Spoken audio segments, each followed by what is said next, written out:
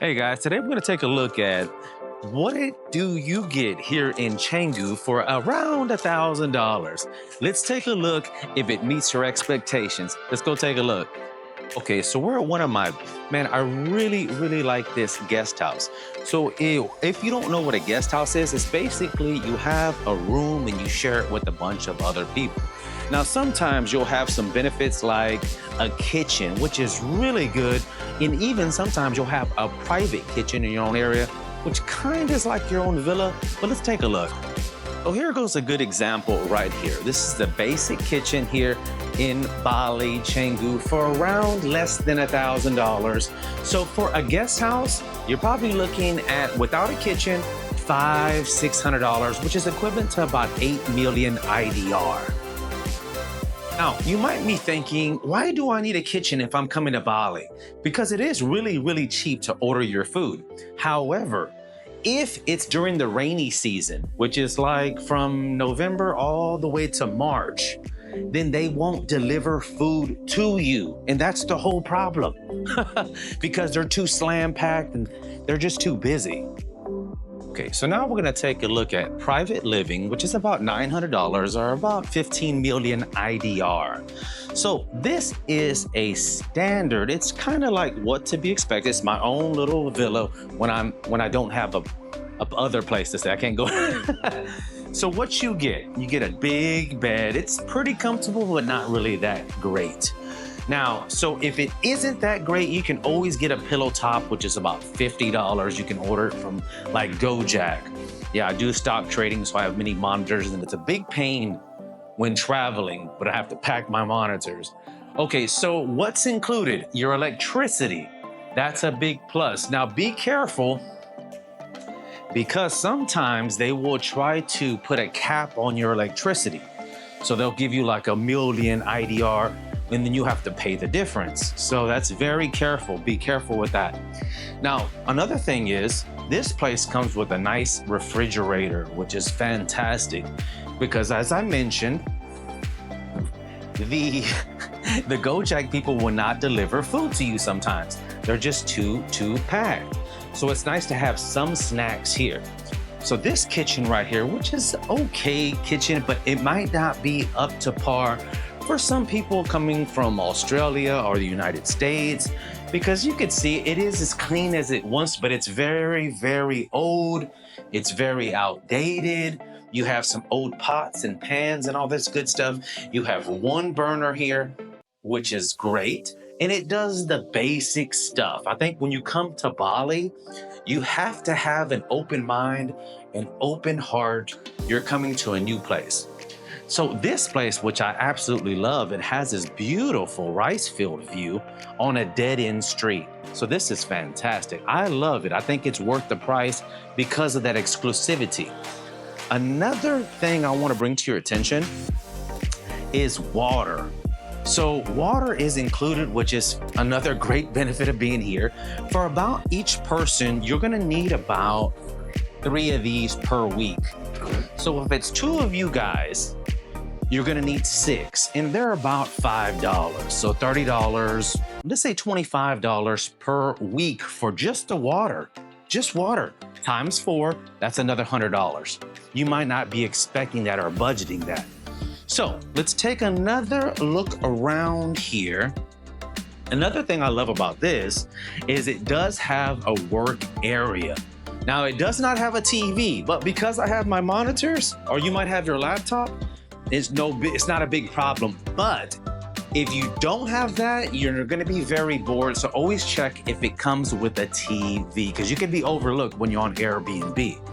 I like the little storage here. I like the storage. I do not like this exposed closet stuff, because as you can see, it's folded, but when you grab stuff, it unfolds, and I'm not gonna fold all that stuff.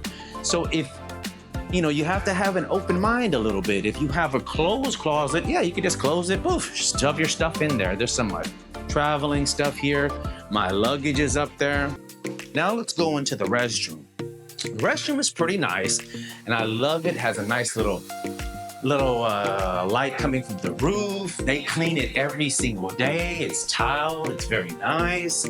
Now, what they use here in Bali is a bidet. So that cleans your butt and all that good stuff. And this one has a nice toilet, the American standard here.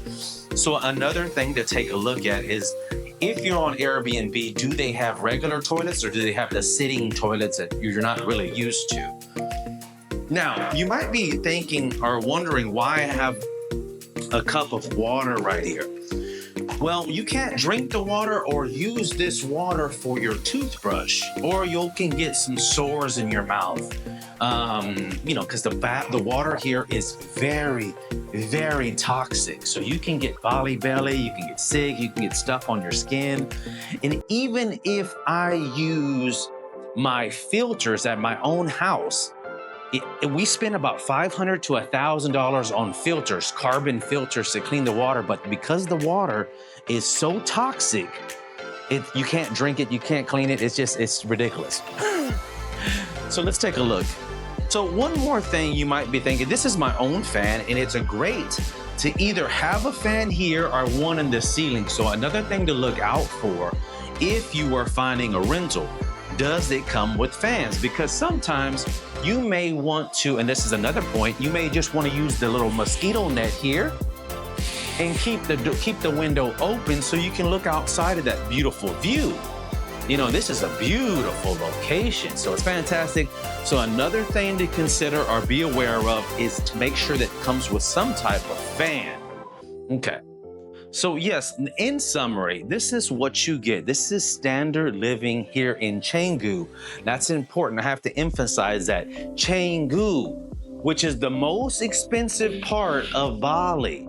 This is where it's very westernized. There's a lot of shopping, there's a lot of partying, there's a lot of dining, very convenient. So that's why it's so expensive here in this area. So this $1,000, I get a big apartment in Colombia, I get a big apartment in Thailand, I get a big apartment in Philippines. But here in Bali, in Canggu, should I say, this is all you get. So I don't know if that's, you have to kind of look at that. You look at those beautiful birds. Look at that. That's amazing. Look at that. And this is what Bali in itself is amazing. It's a great place. The people are wonderful, but it is getting very, very expensive.